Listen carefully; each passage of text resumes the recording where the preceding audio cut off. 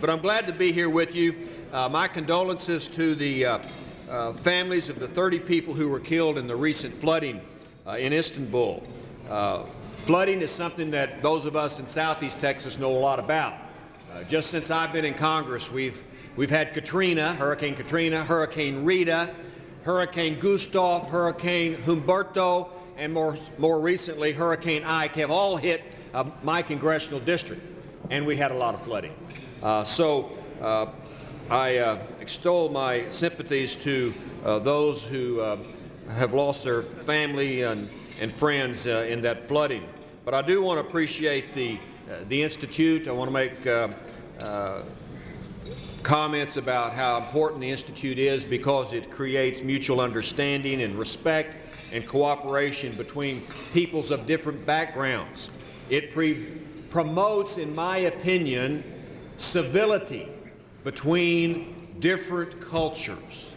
And civility is something that, of course, here in Washington, D.C., dealing with each other, we could learn a lesson on civility and how to treat each other better.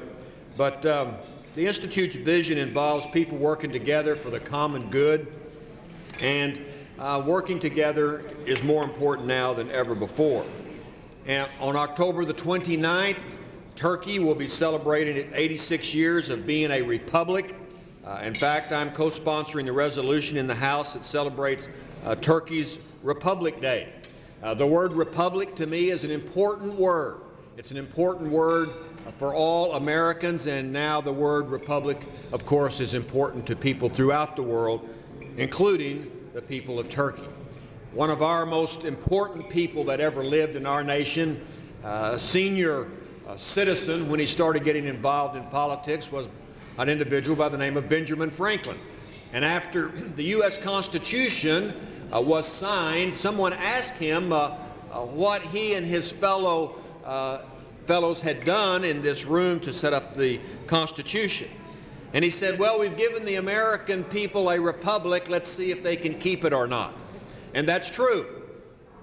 When you have a republic or you have a democracy, it is incumbent upon us, the people of those republics and democracies, to make sure that we can keep it. It is our responsibility throughout generations. That is why republics and democracies are more difficult than other types of government. I'm a great believer in self-determination.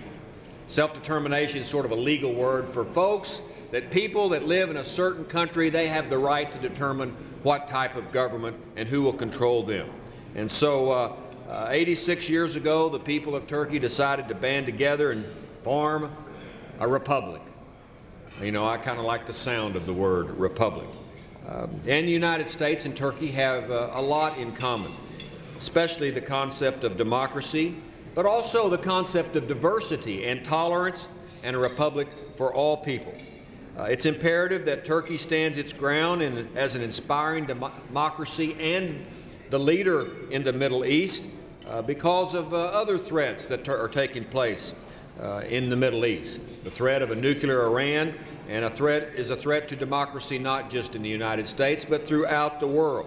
And of course, Turkey is in the Middle East and much closer to Iran than the United States. It's incumbent upon the fact that democracies should be strong. The stronger democracy, the stronger the world, and the stronger peace that we have. So over 50 years, the United States, Turkey, been great friends and great allies, and of course, an international partner facing international issues such as the war on terror and religious extremism, but also the concept of energy security. Southeast Texas, still the energy capital of the world, as far as I'm concerned, and energy is something that's important to both our nations. And of course, the proliferation of weapons of mass destruction. But on the human side, we're concerned about human trafficking throughout the world. So through programs that this institute has set up, especially the concept of goodwill ambassadors that promote understanding between many countries, not just the United States, but many countries. I commend the Institute for its rich culture, the importance of persevering and making sure that we're all communicating, that we're all talking together, that we do have a common goal, and that common goal is to understand cultures, understand each other, and understand what's taking place in the world as a common good for all of us. So thank you for having me and other members of Congress here tonight, and Godspeed to all of you. Thank you.